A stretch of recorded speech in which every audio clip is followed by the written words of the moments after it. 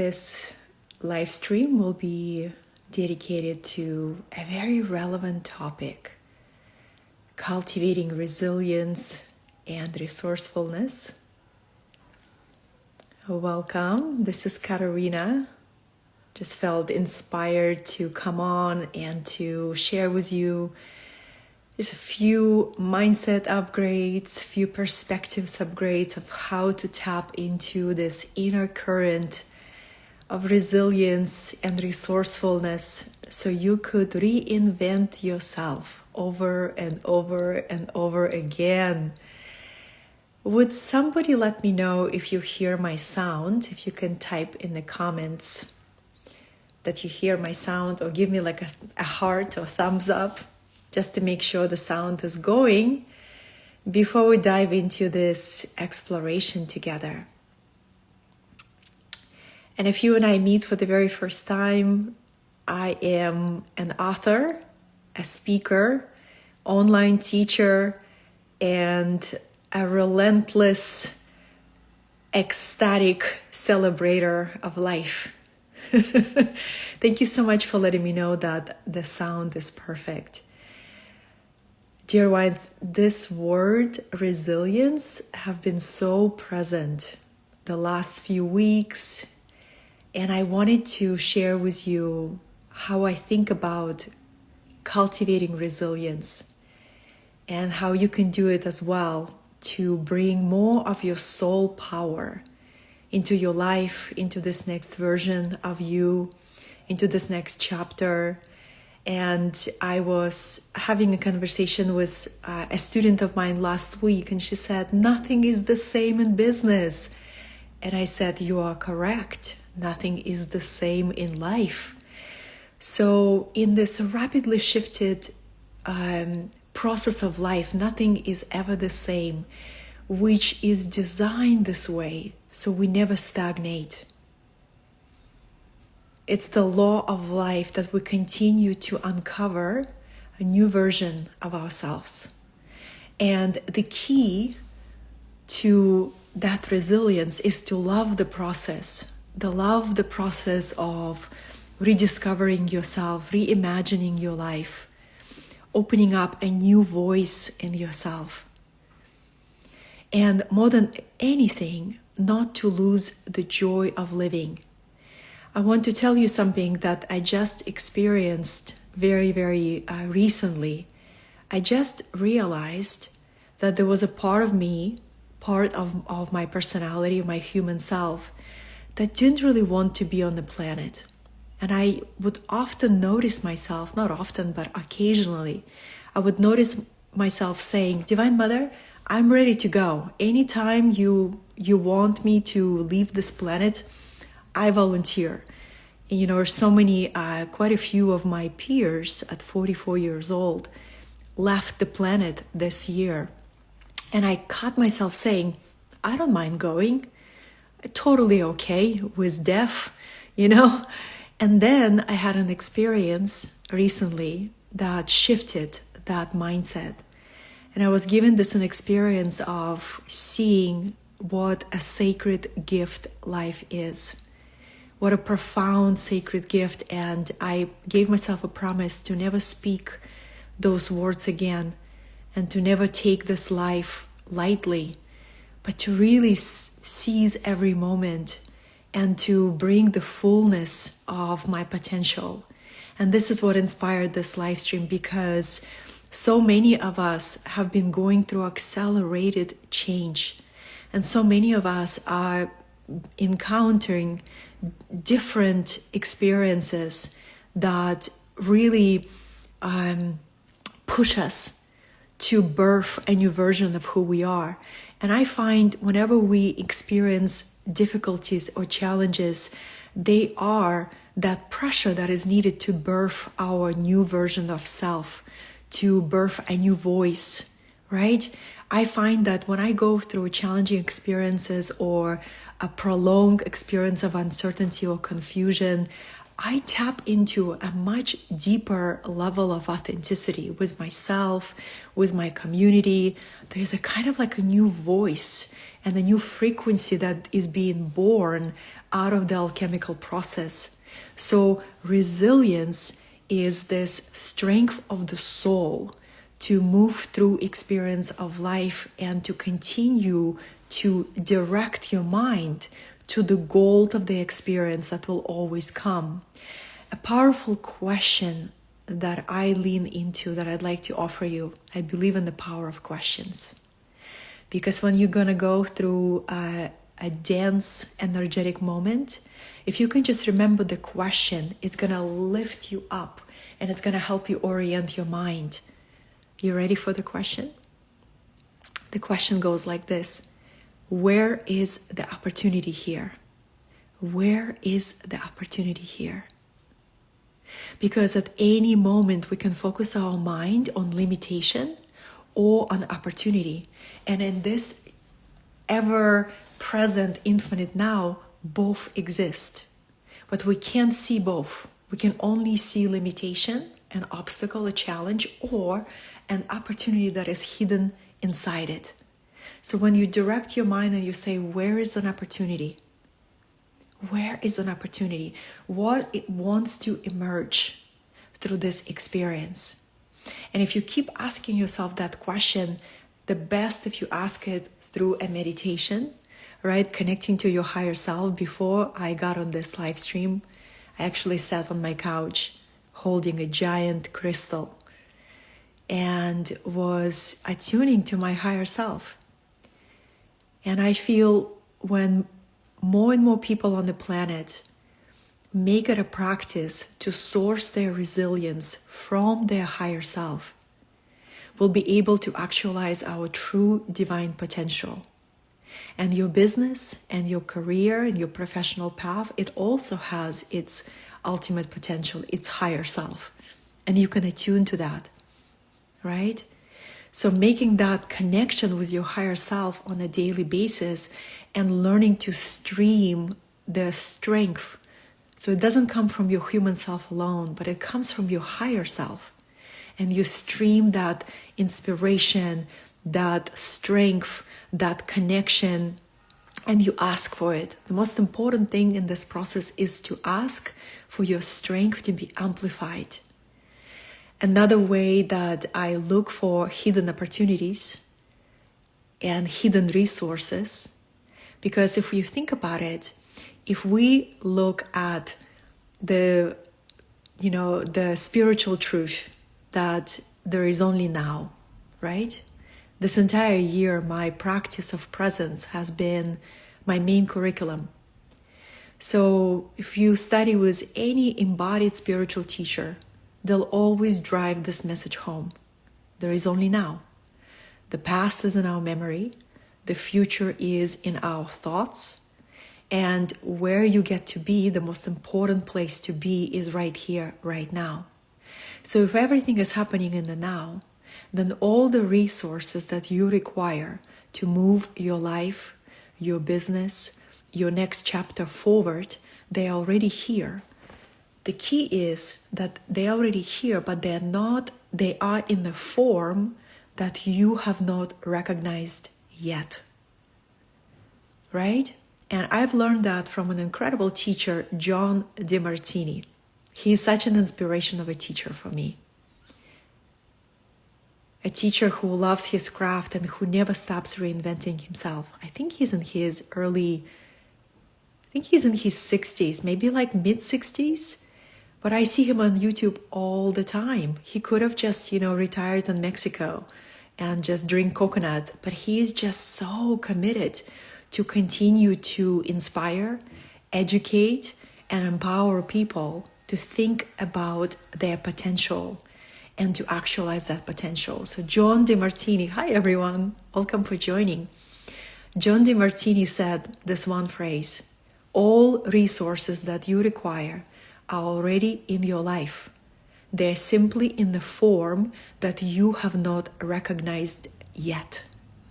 So when I connect to my higher self and I ask for my resilience to be amplified, for my resourcefulness to be expanded, what I'm actually asking is my higher self to open my eyes to the resources, that I do not recognize yet.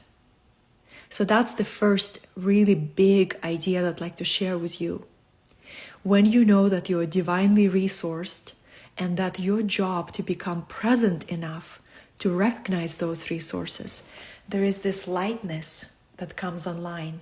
There is this motivation and enthusiasm and desire to be of service to life. Second key principle to expanding your resilience and your resourcefulness is to never stop stimulating the law of inner abundance. This comes to us from the teachings of goddess Lakshmi. She is the goddess of prosperity and enlightenment. And what she represents, what any deity, what they really represent are these cosmic energies that we can learn to channel through our life. And Lakshmi to me is this energy of inner abundance. When we are in this beautiful flow of give and take, of receiving and giving, and we stimulate that flow. And a lot of times, I've noticed that in life, it's such a human tendency when our resources go through a natural cycle of decrease. There is a cycle of increase and there is a cycle of decrease. We begin to tighten up. We begin to worry, right? And we stop the process of giving. We stop the process of generating that cycle, right? And what I am here to share with you, every time I did the opposite, right? Even when my resources would go through decrease, I refused to stop giving. And I refused to block my own prosperity by fear and by self-doubt and by reluctance to show up. A lot of times when we go through these cycles of challenge or where life challenges us to expand in a new way, there is this tendency to hide, right? And to worry and to isolate and to stress. But you take the same energy and you turn it around and you say, where's an opportunity? Where's an opportunity for me to actually to inspire and to empower and to share my light and to continue to stimulate this universal law of abundance? I taught a teacher's training on universal laws this summer, and it's called the Sovereign Mind. And I was sharing with my group these ancient teachings of Hermetic wisdom that come to us pre-Egypt in Atlantean times, that this entire universe that we are part of is ruled by a set of universal laws. And by consciously activating them, right, we begin to work with the universe in alignment with it. And the very first law is the law of mentalism. The law that says everything is mind, universe is mental. So this is why it's so powerful to continue to reframe and to upgrade the way that you see reality. At any moment, you can change your mind of how you see yourself and your business and your opportunities and the hidden resources, right? This is the law of the mentalism, where you say, the moment I change my perception, the moment I change how I see my reality changes. And this is why it's so key to train our mind to see the opportunity, to continue to embrace these different cycles of life. And like I was sharing with a former student of mine when she says, nothing is the same in business. And here's a great opportunity to apply the law of mentalism. We can say nothing is the same in business and feel saddened or disappointed or slowed down by that. Or you can say nothing is the same in business, so I can break all the rules and I can break all the old paradigms and I can bring the innovation that my soul was thirsty for. And the key to innovation is not being afraid to try something new, something that you haven't tried before, a new way of offering your work, a new way of expression, a new way of connecting to people, right? So innovation is bringing something new, showing up in a new way, and playing with your reality, rearranging your Lego cards in a way. And that takes resilience, because in order to try something new, you got to believe in yourself. You got to believe that failure is an illusion and everything in your life is an experiment. This is how I approach my business. Everything I do in my business, I see it as an experiment. I keep playing with this approach, that approach, and I say, oh, this lights me up. Let me try this. This lights me up, and this doesn't light me up anymore. I'm going to let it go, and I'm not going to do it anymore. But everything is an experiment, and everything helps me to build resilience and resourcefulness. This is a very powerful mindset, and when you adopt it, when that becomes the way you meet life, you will surprise yourself with how many incredible opportunities you begin to draw to yourself. Because you and I, we are magnets, energetically speaking. We are magnets. So if you're dominant vibration, you are aligned to innovation. You are welcoming expansion in a new way. This is exactly what you're going to see and recognize in your reality. But if you dominate vibration, you are afraid to try something new, and you're stuck and frozen, and you're not willing to take the first step, the first, second, third step. The universe will the energy will just keep being magnetized to that, right? You're welcome, Rebecca.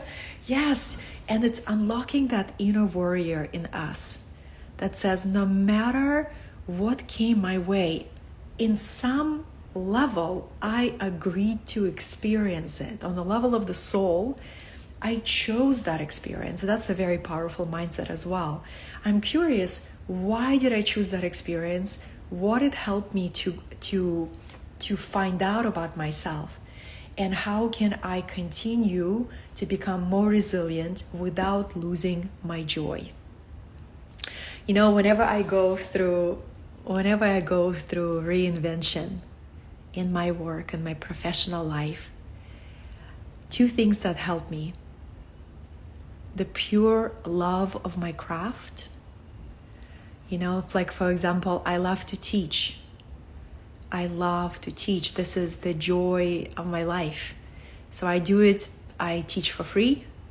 I teach paid classes, but I just don't stop teaching because I never want to become rusty. I want to continue to expand my craft. So the love of your craft, the love of doing something that you love, it will always carry you forward. But if you start hoarding your talent in a way, right? It's like hoarding your talent, hoarding your gift, because maybe temporarily you lost your confidence by experiencing a setback or experiencing a tough experience of life. I want you to know we all have those. It doesn't matter what level of success or affluence you experience, we're all going to experience these cycles of life. It's going to come to all of us. So becoming resilient and to continue to share your art, your craft, your voice, your light, simply because it will always lift up your vibration. It will always nourish you. It will always give you new perspective. And then the second thing that builds resilience is new knowledge. I was just sharing with my partner. He was asking me, well, Katarina, he asks really, really good questions. We often have these deep philosophical conversations. And last night we spent like 2 hours talking about humanity and how to go beyond limiting beliefs. And he said, well, what can help people to go beyond beliefs that, life is against them, or life is hard, or they're not going to arrive to their dream, or it's taking too long? And my answer was, what helps is new knowledge. New knowledge always gives you new strength. So learn more, study more, never stop learning. Because one of my favorite quotes is by Emerson. I believe it's by Emerson. The mind that has been stretched by a new idea will never go back to its original dimension. So when you need new inspiration and new motivation, you want to receive new knowledge. You want to say, what can I study? How can I see the world differently? How can I give my mind a new stretch, right? So I don't go to the old contracted small self. It's very easy to go there. I choose to be resilient. I choose to be resourceful. What would help me? So this is what I'd like to share with you about resilience and about resourcefulness, how we can source it from within. And of course, we can also connect to these really powerful archetypes. This week, I'm highlighting one of my mystical immersion experiences called Shakti Awakening. And what it is, you meet 5 very powerful divine feminine goddesses and archetypes, and each one has a story. Each one has a story of going through a deep challenge and activating a soul power to transform that challenge into victory, to go from limitation into liberation. And I would say one of my favorite goddesses is, well, they're all favorite, is the Egyptian goddess Isis. And the reason why is because she is such an example of divinity taking physical incarnation to help develop civilization on this planet. This is really, really early Egypt, the golden time of Egypt, where gods were incarnating on the planet to develop humanity. And we can study these myths because they give us an orientation to a larger storyline, right? And when we study the myth of Isis, to me, she is an embodiment of resourcefulness and resilience. She was a goddess who took form as an Egyptian queen. And you know, a true queen will always turn her pain into power. A true queen is sculpted in initiation by fire. A true queen knows how to turn her soul talents into resources. There is one part of the myth that really touches me. I've told the story of Isis many times, but every time I teach it, I go deeper and deeper and deeper on understanding all the intricacies of the myth. So there is one part of the myth, it's a transcendental love story. It's the greatest love story ever told of Isis and her beloved Osiris. So in that story, Isis' brother plotted against her beloved husband and succeeded in that plot and killed her husband Osiris. And she had to run. She had to be in exile. A queen of Egypt had to run to the desert. And she had to grieve. And she had to go through the dark night of the soul, feeling alone, feeling without support, feeling like she lost everything in one single moment. And what she's doing, she goes through a process of grief. And then she walks and she wanders through the desert until she sees like a castle in the background. And it was another kingdom. And she goes and she being invited into that queendom. Hi, everyone. I'm telling us one of the greatest story ever told, the transcendental love of Isis and Osiris. And she goes into that queendom and she's being met by the people of that queendom, and they recognize there is something unique about her. And she's wearing rags, and she has ashes on her face, and she has not had shower, she has not eaten for a while. So she doesn't look like her regal queen self, but something about her essence that still let people know that this is somebody they need to introduce to her queen. And when Isis, stripped of her queenly resources, meets another queen, she still has something to offer. And what she has to offer at the lowest moment of her life is her skills. She knows magic, she is able to heal, and she is a powerful storyteller. And through her vulnerability and authenticity, she's been invited to meet a queen that becomes one of her allies. And this story is so powerful because an archetypal story gives us a map of how to navigate deep challenges. When you go through a process where you are stripped of all your resources, you can take an example of Goddess Isis and say, what are my inner resources that can never be taken away from me? And that's the power of learning mythology and archetypal sacred psychology. It becomes a map of how we can unlock our resilience, how we can unlock our resourcefulness. So I foresee in the next year and year after that, what becomes really crucial for anybody who wants to continue to build a life of thriving is to become really clear on your most potent resourcefulness. What are your soul talents? What are your soul gifts? What are the skills that you have cultivated over time? And how can you communicate the power of them in a compelling, enchanting, and inspiring way? How can you share your resources with others?